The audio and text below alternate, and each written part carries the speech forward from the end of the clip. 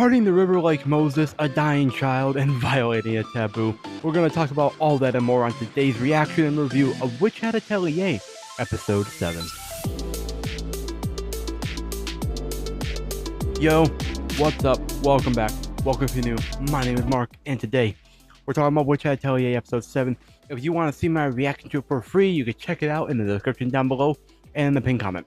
It's free, so check it out. But also while you're down there, like, subscribe, hype the video in the YouTube mobile app. And yeah, let's get into this because, as always, I have taken a lot of notes. We have one page, another page, and then another page right here. We got a bunch of pages. Then one more page right here, like half a page. So this is a lot. We have a lot to talk about and a lot to do. So let's get into this. So this episode starts out really good. What we first see is we are taken back to the present of where a goat is on the horse with a Rugio, and he's taking her there. And it just turns out that a goat, she's like, "Take me with you.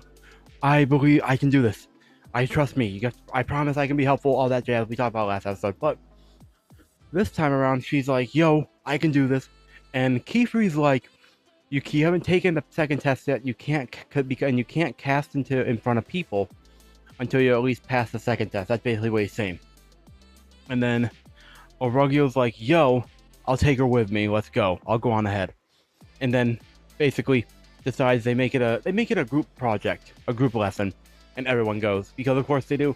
I kind of predicted that that's how it would go. At least everyone would go, or at least Coco at the very least would go. But it makes sense that everyone else would go as well. And so, yeah. And also, Orugio says reality can teach stuff as well, just as well as like regular education can. Essentially, that's basically what he says. And he's wrong. He's not wrong. Life experience is a really, really useful thing. There's a reason street smarts is considered just as important as book smart. Because street smarts allows you to survive socially and in the world itself. The books are good, but they can only teach you so much without experience. So that makes sense. And then they started talking about a goat a little bit, and Kiefer says that a goat focuses not on the joy of what she's accomplished, but the frustrations of things she can't yet do. And he's worried that in her haste to grow up, he fears she might take the wrong step. Which, yeah, that happens with anyone who's like rushing forward to do something, because haste makes waste, as they say. And I am very curious. At the beginning, I am very curious why she's like the way she is. But later on, we obviously learn about that, so be able to talk about that then. But where are we? Yeah. All right. So fourth thing I want to talk about. I have like 18 things to talk about.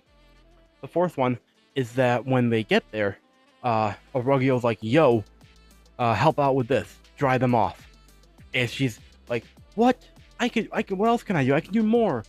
But then Orugio's like, "Do you think that the simple tasks are above you, or not worth your time?"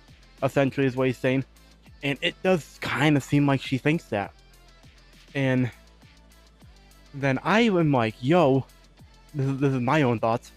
I was like, "Yo, you should not show off in a tragedy," because she wants to show off. She wants to try to prove herself. And so, like, yeah, I don't think you should show off in tragedy. Like, because I think there's a time and a place to want to show off. Honestly. Like in like a regular time day, when there's not like a life hanging in the balance, sure, show off. That's fine, I don't care. But when there's a tragedy like this, like what could be a tragedy, that's like, damn. I don't know, man. It's so hard at times to hate her, but it's also hard at times to actually like her. Like, if that makes sense, because I know I don't hate her. She's the kind of character that I understand that she definitely has trauma in some way, or at least she has a chip on her shoulder. It's the same reason in another show I reacted to, like 2 seasons ago, I think. In fall, I think it was fall. Twisted Wonderland. There was the main villain, so to speak, he's a tragic character as well, man. Like it's just tragedy. I sympathize with tragic characters. But yeah, moving on. I don't want to spend too long on that. Next page is here. And at some point, in the next scene, a goat. I mean, not a goat, a goat. She says she needs to prove to that person that she's a worthy witch, and that person ends up being, her mother, presumably, based on everything we learn later on. But with that said, there's one shot of a goat, not looking happy, and I make the comment about how it looks like she might crash out. Genuinely, she looks like she might just crash out, bro. Like, damn. I mean, it'd be interesting to see her crash out, but I'd rather her not in the long run. And then we also finally get to see Orugio kind of in action, as well as Kifri. They start saving people. Kifri comes in and he pulls out there's a really cool shot of him pulling out a sword with like water seals on it and all that. And it just looks so cool. The animation for that was so clean. And then he literally parts the sea, or parts the river, with the sword. He blocks it at first, but then he parts the sea and the river, and it's just so cool, bro. It's just so cool. And it's called the Rain Cleaver. But then we also, but Kifri is also really cool. But we also see them working together, and we get to see they make a really good team, bro. Like, something tells me that like they just really, really make a good team, bro. Cause like it's one thing to like, yeah, you're friends, but it's another to want to be like, yo, I trust you to do this while I do this. Cause he's not even like, Orugio, at least it appears that he's like not like focusing on that. He's trusting Kifri to stop the river. I keep saying sea because I keep wanting to say part the sea, but he's to stop the water from flowing, and he's focusing on saving them, and he does. And it's just so cool, man. I love them both. They're such a cool team, bro. I definitely ship them, obviously. That's like the most obvious thing ever, I think. But like, that's just so cool. But we learn later on, after after everyone's saved, they're all like, yo, the girls, they're all like, yo, that's such a cool sword. What is it? And he says it's called the Rain Cleaver. And it's so strong that it can even carve a path through the ocean. Which, I'm gonna be honest here, we gotta see that now, right? Right? I can't be the only one who thinks, oh, since they said it can even do that, they gotta show it to prove it. I want to see them carve a path through the ocean, bro. That'll be dope. Like, yeah. And they want to try it. They want to hold the sword. But he's like, nope. Because he says, magic cast on weapons requires the utmost caution. Which I guess it makes sense. Because it's probably more dangerous because it's a weapon. So it probably requires more training to be careful about how you use it. Especially because it probably isn't as easy to like control, if I had to guess, maybe? I'm not sure, actually. Like, okay, here's a random question. How much magic can you put... What kind of magic can you put on a weapon? Can you only put, like, water cleaving on it? Or could you put, like, air splitting or or what's the limit? Because, like, what kind of magic can you do with a weapon? I need to know. Obviously, we're gonna get to see more, but like that's unrelated. But anyways, eventually they disappear to go. I honestly don't remember where they went to go, but they disappear with everyone, and they leave a goat alone with Coco. And I'm like, yo, I paused that in the scene, and I spend a solid minute or two crashing out about how you should not leave a goat alone with Coco again, bro. After what happened last time, man. But they do. And where are we? And so all that said, Coco's like trying to she thinks it's awkward, but she's just helping everyone else. And she's happy because she's called Miss Little Witch or Little Miss Witch. which that's actually adorable. The way Coco gets all excited at being called a little Miss Witch, man.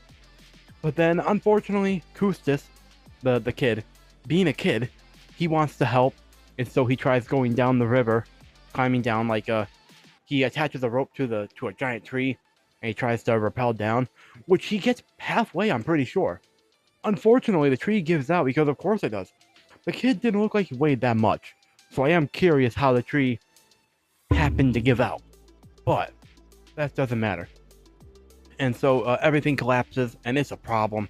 I'm like certain the kid's dead.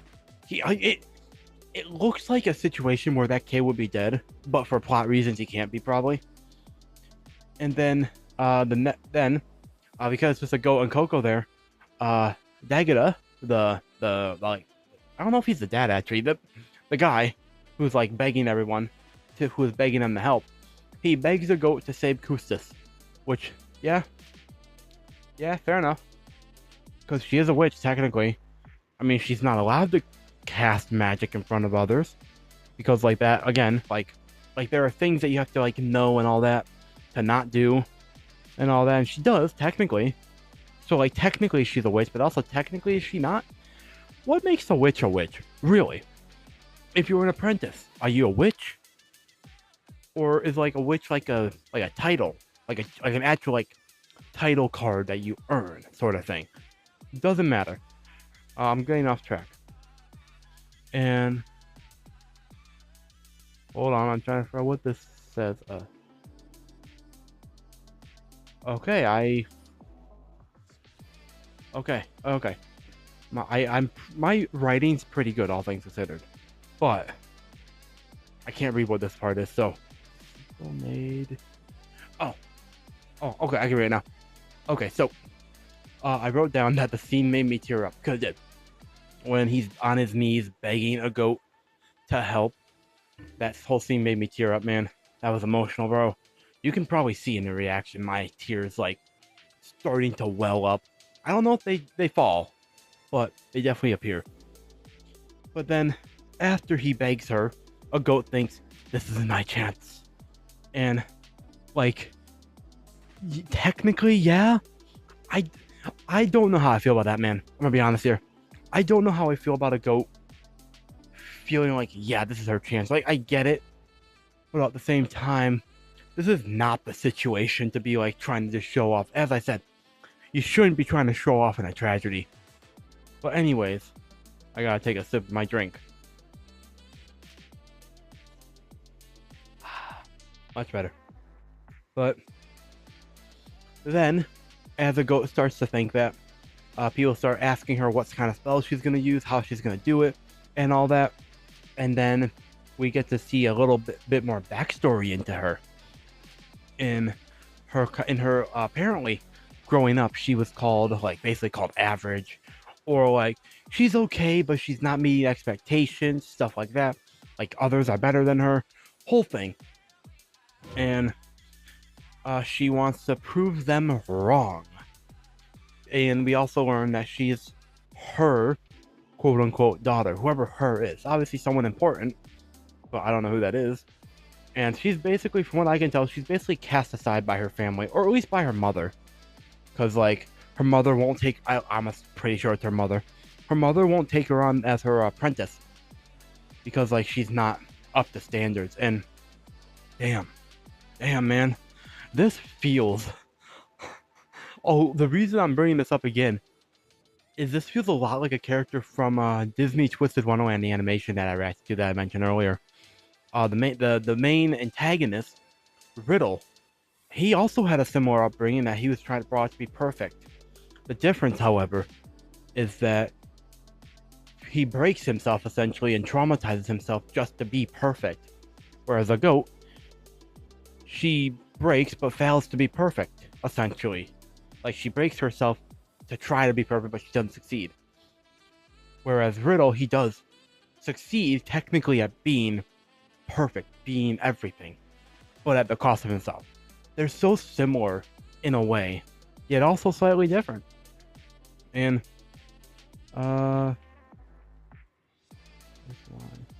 I wrote down also that she wants to prove herself, obviously.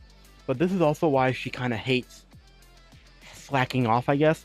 Like when Coco and them, they're like relaxing, having a little bit of fun. She's instead doing anything else. Like she'd rather be working or doing whatever, and just like, damn, man. And I also wrote down trauma is a bitch because it is, man. That's all I have to say about that. Okay, I'm done on this page. Next page. And also, the episode title is called What Magic is For, or Who is Magic For, something like that. But after that, we also meet an... Oh, wait. Nope. Not that part yet. Next part. The question becomes now, what can a goat do? Because Coco... Oh, I forgot to mention. Coco fell. Unfortunately. And she wants to help save a goat. But unfortunately, she doesn't know how. Not a goat. She wants to save Kustis. But unfortunately, she doesn't know how. So she's also relying on a goat, man. A goat has all the expectations on her shoulders, man. And so she's like, yo, here's a plan. But before that... Wait. Where am I at? Okay. Before that, we, before I move on, I mean, we meet a character named East. Eastius? Yeah. East. I'm calling him East for now. I definitely recognize his voice. I'm pretty sure is it Sukuna's voice actor? I think it's Sukuna's voice actor, or someone that sounds very similar to Sukuna, man. All I know is, love his voice, love his design. And, I predicted that he was a part of the Knights Morales.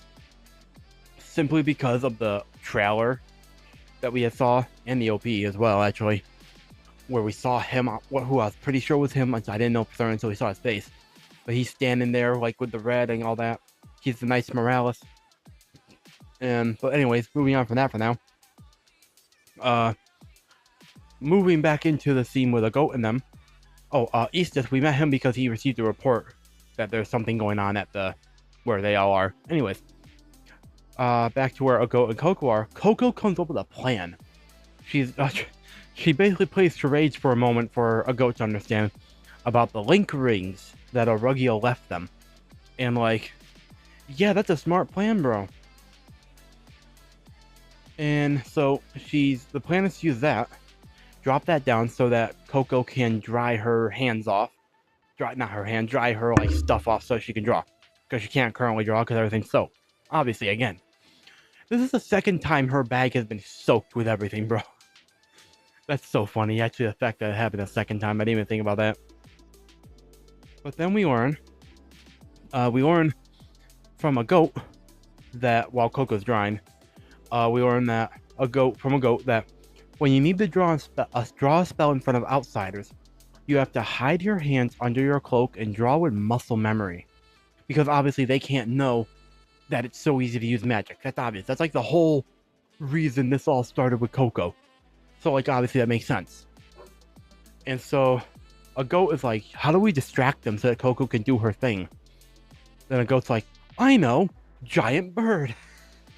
She gets their attention, announces that her name is Agot Arklam, and then proceeds to just draw on the palm paper under her cloak a giant fucking bird that flies up into the sky and is like, yo, look at me. And everyone does. And I'm not quite sure why. Okay, for some people, yeah, it makes sense. I'm surprised, honestly, that Daguda actually, looked up at the bird, too. Yeah, it's cool to see magic, but I feel like that feels kind of unrealistic if you ask me.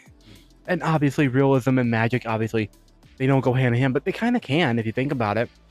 With how simple it is how realistically easy it is to use magic in this world. Like, it just doesn't fit, honestly, completely that he would, like, actually look away from the scene. Because that's where, like, the boy is. That he's, like, desperate to have saved. But at the same time, they're also, like, expecting the bird to do something. Which, the bird fails to perform anything other than just being a light show. And a flare, essentially, but, so, I guess fair enough. But in that time, Coco, while they're distracted, Coco manages to get over to where the boulder is, where Kustos is not saved, it's being crushed, and she realizes that the palm paper is too small to move the boulder. And so Kustos is somehow still alive because he wakes up at the same time as Coco's there, and Kustos is like, "Yo, am I alive?" Because he saw the giant bird in the sky, and he thought he was dead. Which, I mean, fair enough. Fair. That's actually valid, bro. But then he's somehow still alive, and Coco reassures him that it's his friend's spell, and that's when she has an epiphany. But before that, real talk for a minute. Let's have some real talk here. Do we think this show is dark enough that it'd kill a kid? Not any of the main trio, probably. But like, because I feel like Kustos probably should have died here, if we're being honest here. If not, like, I mean, I get why he didn't. For plot reasons, obviously, for everything to move forward and all that. And it's easier just have him. But like, I kind of feel like he should have died there, but is this show dark enough that it's willing to kill a kid? I'm not saying I want it to kill a kid, but it would. I feel like it would add more stakes if even the kids aren't safe, technically, like from dying in this world. I mean, it would also make sense.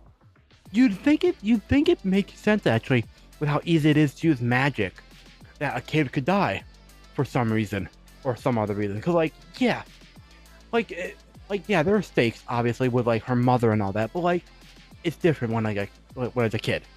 Anyways, that doesn't matter. The point is, I had a really crazy idea for how Coco could what Coco could also do. I really thought she was gonna like draw a seal on her cloak like Kefri did, because Kefri, back during fighting the dragon, like on his sleeve, I'm pretty sure he had like a seal on there. So I thought she was gonna say that. I don't think she did. Instead, though, she used the casting seals of her breaking the rocks that they did before with the dragon to break the boulder because that's strong enough. And it was she used her friend's spells, which was a perfect idea. It worked perfectly. And so all's well that ends well, or so we think, until lo and behold, they're captured after everything's all said and done. They save them. They're captured by silver white capture pennants, and we learn that they're the Knights Morales. Which, yeah, I kind of called it, kind of knew it, really. But like, a ghost's like, could it be? Is it really them, the Knights Morales? And so, they're floated up into the sky. Not quite sure how that works, but they're floated up into the sky by the capture pennants, whatever they're called. And he's like, the guy in question is East, is like, yo, which of you is with the brim caps? And he's like, and they're like, neither of us. That's not going on. But then he's like, yeah, really? Look down. What do you think then? And I'm gonna be honest here. I was speechless when I saw that. Literally everything was turned to sand. Her spells somehow turned everything to sand. And I don't know how still, to this day. To this minute, I mean. Because it's the same day as I'm doing all that. But anyway, like to this minute, I still don't know how the fuck she did that. I even ask. That's like a talking point I wrote down. How the fuck did all that turn to sand? Is Coco a god somehow? But then he's like, the guy East is like, yo, so it was you, because Coco's like, my spell didn't do that. That's not my spell. But then he's like, so it was you. And I'm like, Coco, you shouldn't have said anything, bro. But also fair enough, I guess, to say something. But then he's like, he has a really cool aura farming moment. And he's like, an apprentice could not have drawn that spell without violating a taboo. And then he's like, not even the children will have mercy. And then he pulls Coco's close, holds out a compass or a paper, palm paper thing. And he's like, you will know oblivion, essentially. Whatever the fuck that means. And that was a cool shot, bro. And that's how they kind of end it, basically. Now, obviously, it's not going to happen. Her memory's not going to be erased. Probably.